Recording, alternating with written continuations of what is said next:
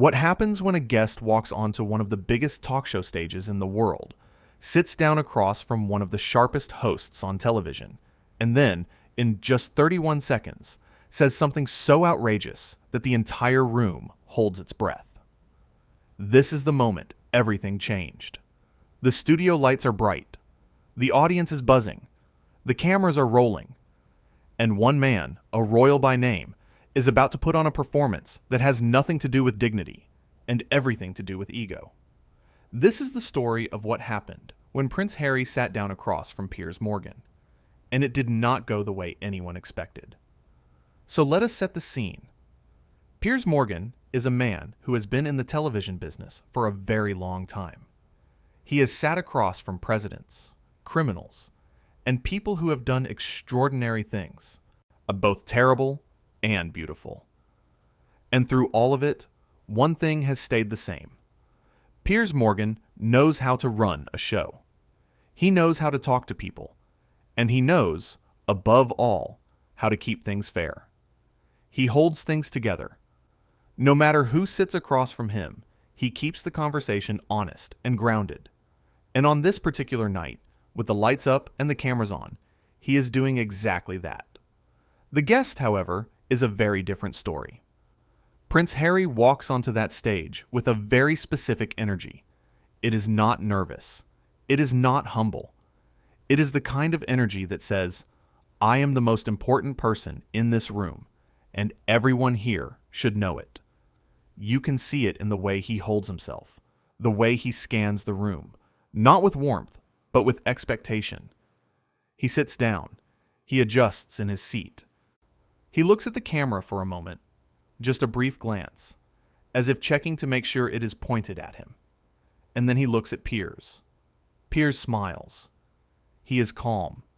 He has been doing this for decades, and nothing in that chair is going to rattle him. This is his house. The conversation starts off simply enough. Piers opens things up with a light question. Something easy. Something that is meant to warm things up, to ease into the interview, to make the guest feel like they are in a safe space where they can just talk. So, tell us a little bit about what has been going on with you. How have things been? It is about as gentle an opener as you can give someone. No trick. No hidden agenda. Harry leans back. He takes a breath. And then he starts talking. And here is where things start to shift. Because Harry does not answer the question the way a normal guest would answer it. He does not smile and say something lighthearted. He does not give a short, friendly reply and let the conversation move forward in a natural way. Number Harry starts talking about himself. And he does not stop. He talks about how hard things have been for him. He talks about the pressure he has been under. He talks about how nobody really understands what he has been going through and how frustrating that is for him. And the way he says it, the way he delivers every single word, it is clear, very clear, that he believes every person in that room owes him something, owes him sympathy, owes him space, owes him the right to speak without interruption. Piers listens. He is patient. He lets Harry speak. He does not interrupt. He simply sits there and listens. Because that is what a good host does. You let the person talk. You give them the room. But then Harry says something that starts to change the whole tone of the interview. He says, I think people really need to understand that what I have been going through is genuinely not easy. And I think a lot of people, especially people in the media, just do not get it. They do not understand it at all. Piers nods. He keeps his cool. He keeps his face open and attentive. But if you are watching closely, if you are paying real attention, you can see it. There is a flicker in his eyes. A small flicker. Because Piers knows exactly what Harry is doing. He is setting something up. He is laying the groundwork for something that is going to require Piers to push back. And Piers is not going to let it go unchallenged. Not tonight. I hear you, Piers says, his voice steady and warm. I really do. And I appreciate you being open about that. but I have to ask you something, and I want you to be honest with me when you answer. You say people in the media do not get it. You say they do not understand. But have you ever actually sat down and thought about what this whole thing might look like from our side? From the side of the people who are covering it? There it is. A simple question. A fair question. The kind of question that any good interviewer would ask at exactly that moment in the conversation. The kind of question that is not meant to be an attack. It is not meant to embarrass anyone. It is meant to open things up, to create a real back and forth, to turn a monologue into an actual conversation. But Harry does not see it that way. Not at all. Harry shifts in his seat. His jaw tightens. Just a little. Just enough that you notice it if you are looking. And when he speaks, there is something new in his voice. Something that was not there before. Something guarded. With all due respect, he says, I do not think that is really the point here. Piers tilts his head. He does not flinch. He does not look surprised. He does not raise his voice or change his tone at all. He simply looks at Harry, calm and steady, and says, Well, what is the point then? And Harry, without missing a single beat, without any pause at all, says, The point is that I am here to talk about my experience. My experience. And I would really appreciate it if we could stay focused on that. The audience shifts. You can feel it in the room. The way the air changes when something uncomfortable happens in a space full of people. There is a quiet ripple, a collective, unspoken acknowledgement that something just happened. Because what Harry just said, what he just asked for, was not a polite request to keep things on track. It was a demand. It was the kind of thing that says, I am the only story that matters here. Piers knows this. The audience knows this. And Piers Morgan, because he is Piers Morgan, he does not back down from it. Not for a second. Okay, Piers says, nodding slowly. Fair enough. Let us talk about your experience then. You have said in the past that you felt unsupported by your own family. You have said, and these are your words, that you felt like you were pushed out, like you were made to feel unwelcome. So let me ask you this. I want a real answer. At what point exactly did you decide that the best way to handle all of this was to talk about it publicly? On television? In front of the whole world? It is a brilliant question. It is pointed, yes. It is the kind of question that has a sharp edge to it. But it is not a mean question. It is not cruel. It is the kind of question that a good journalist asks when they want to get to the truth of something, when they want to understand the thinking behind a decision, when they want to know not just what happened, but why someone chose to handle it the way they did. Harry does not like the question, not one bit. His face changes. It is subtle at first, but it is definitely there if you know what to look for. His brow pulls together, just slightly. His lips press together, tighter than before. And when he speaks, when he opens his mouth and lets the words out, there is something new in his tone, something harder, something that did not exist at the start of this interview. I think, Harry says, slowly, deliberately, choosing each word like he is picking stones out of a pile, that people have a right to hear my side of things. And I think it is actually quite irresponsible for anyone at all, to suggest that that is not the case. Piers leans forward, just slightly, just enough to show that he is engaged, that he is taking this seriously. He keeps his hands still. He keeps his voice even. And he says in that calm, steady way of his, I am not suggesting otherwise at all, Harry. I want to be very clear about that. I am not saying you do not have a right to tell your story. Of course you do. I am simply asking why you chose to do it in this particular way. Because there are a lot of ways to handle something like this. You could handle it privately. You could handle it quietly, behind closed doors. You could have conversations with the people involved without dragging the whole world into the middle of it. So I am just asking, why did you choose this? Why did you choose the loudest possible stage? The room goes still because Piers just said, out loud, in front of everyone, what a lot of people in that room were probably thinking, but were too polite or too cautious to say. Harry opens his mouth. Then he closes it. Then he opens it again. I did not drag anyone into anything, he says, his voice coming out a little quicker than before, a little tighter. That is not what happened. People made their own choices. Everyone involved made their own choices, and I am not responsible for how other people decided to react. Piers nods, slow and steady, the way he always does when he is processing something and getting ready to respond. All right, he says. All right. Let us move on then. Let us talk about something else. But they do not move on. Not really. Because the tension in that room is building now. It is building the way pressure builds inside a closed room. Slowly at first. Quietly. And then, all at once, it becomes something you cannot ignore. The next question comes, and it is another sharp one from Piers. Another fair one. You have talked a lot over the past few years about wanting to be left alone. You have talked about wanting privacy. You have talked about wanting to live a quiet life, away from all the noise.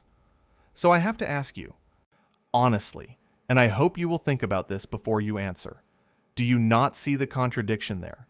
Because right now, in this very moment, you are sitting here on live television, talking about all of this, all of your personal life, your family, your feelings, in front of millions and millions of people. Does that not strike you as a little bit at odds with what you have been saying? It is a question that deserves a real answer, a thoughtful answer. The kind of answer that shows the person in that chair has actually reflected on their own choices. The kind of answer that shows some self-awareness, some honesty. Harry does not give that answer.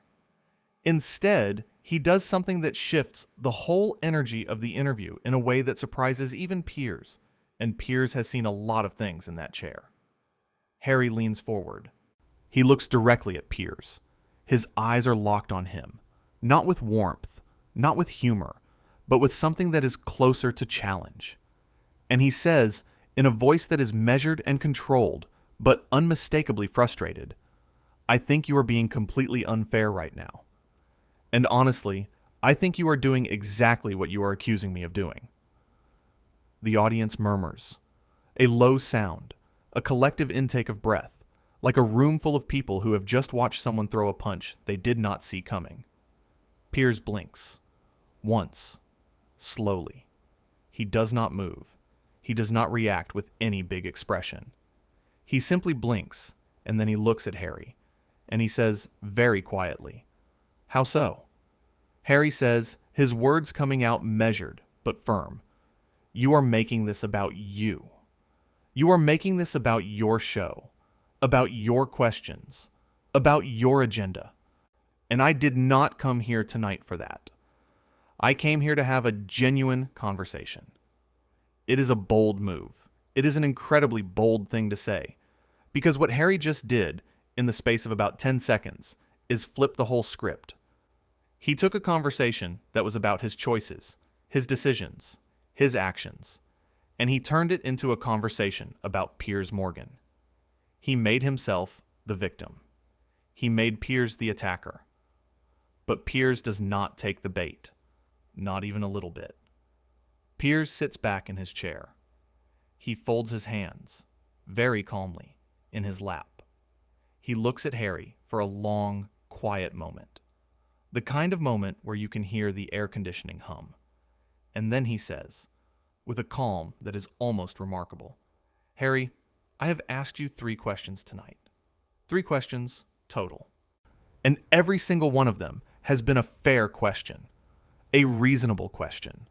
The kind of question that any interviewer on any show in any country would ask in this exact situation.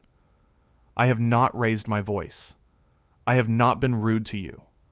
I have not said anything that is unkind. I have simply asked you to explain yourself, to explain your choices. And every single time I do that, every single time, you come back with something that does not actually answer anything. It just redirects the conversation back to me. The room goes quiet again, and this time, the quiet is a different kind of quiet. This time, the quiet is heavy. It is the kind of quiet that lands on someone. And it is landing, right now, squarely on Harry. Because Piers just laid everything out. Plainly. Simply. Without any theatrics or tricks or dramatic pauses. He just told the truth. He told it the way you would tell a child why something is not fair. Gently. Clearly. So there is no confusion.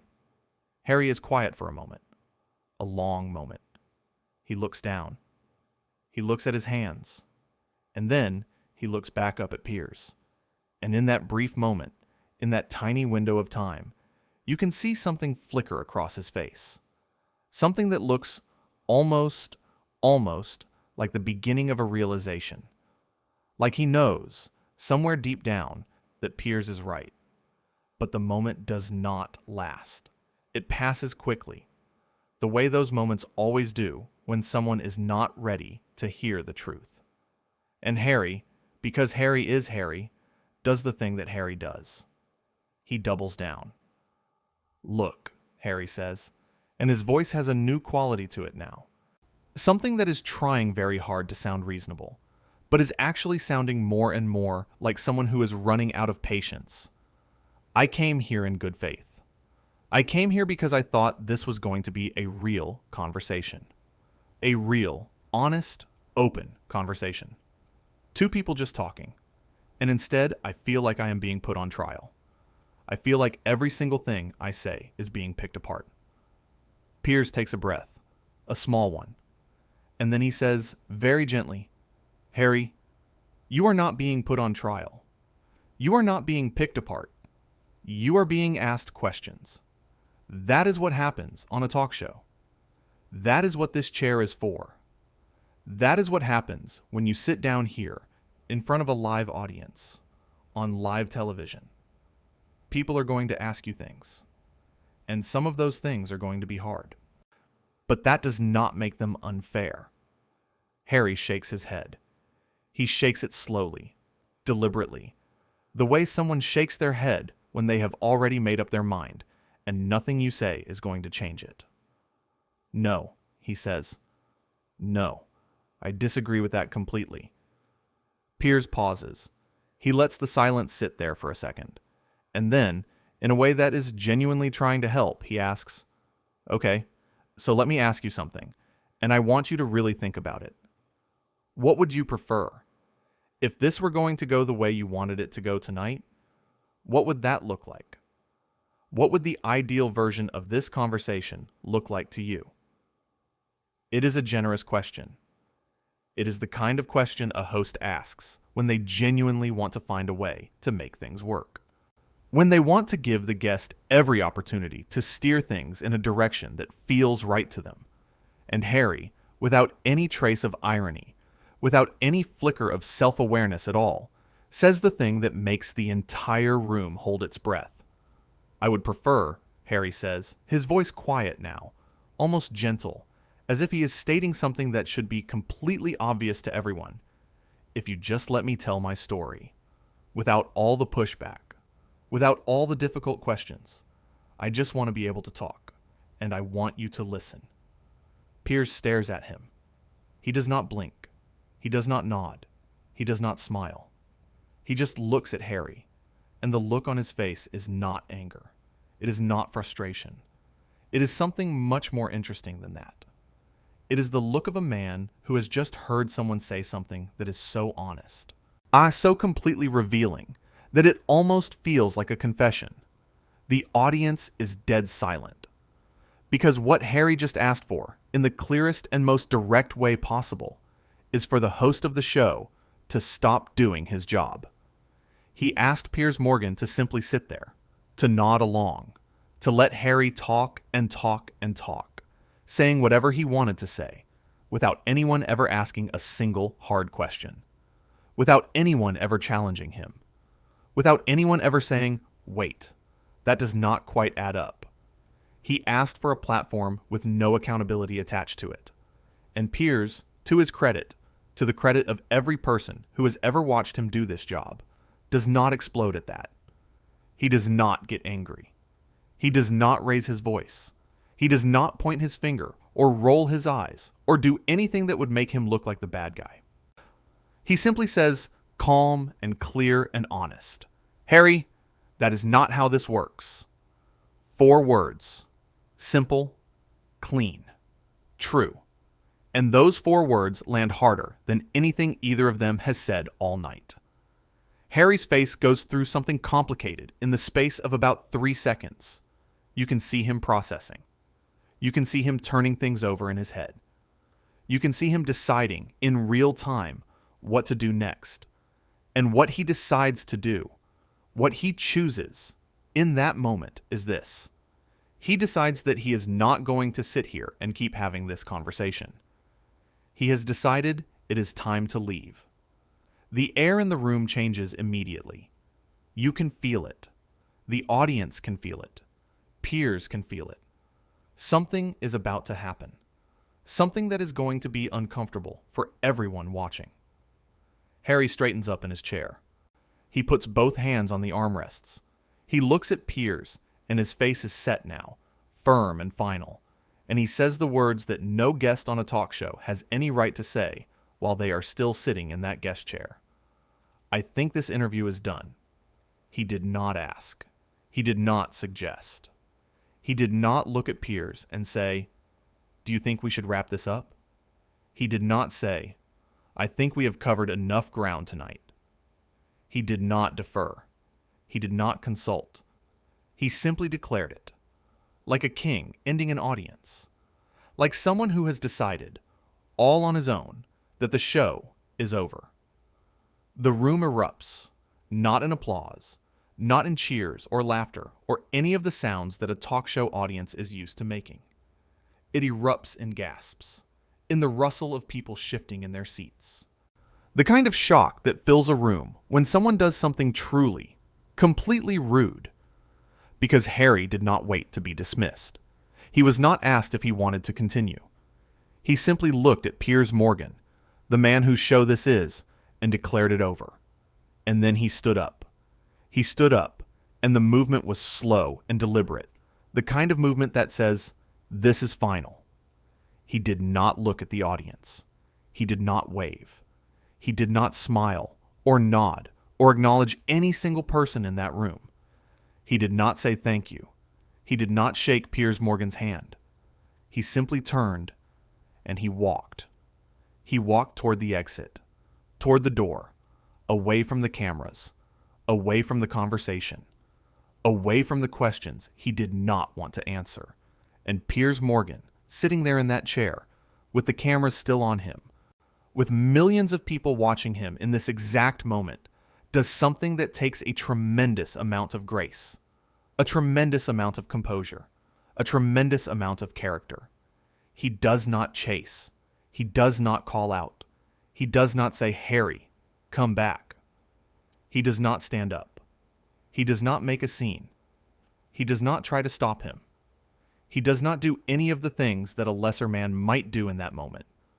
The things that would make for better television, but would make him look desperate, or petty, or small. Instead, he simply watches. He watches Harry walk away. He watches the door open. He watches the back of Prince Harry disappear through it. And then, after a beat, after just a moment of silence that feels like it lasts forever, Piers Morgan turns back to the camera. He looks directly into it, and he says, calm and quiet and completely in control, "Well, that was something, was it not?" And that is the moment. That is the moment that anyone who watched it will carry with them. Not because of anything explosive that was said, not because of any shocking revelation, or stunning confession, or dramatic twist, but because of the way it all ended.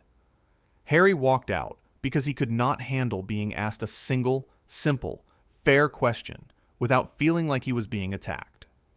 He walked out because the one thing he wanted, the one thing he kept coming back to throughout the entire interview, was to be treated like he was somehow above the rules, above the questions, above the back and forth, above the normal basic expectations that come with sitting in that chair on live television.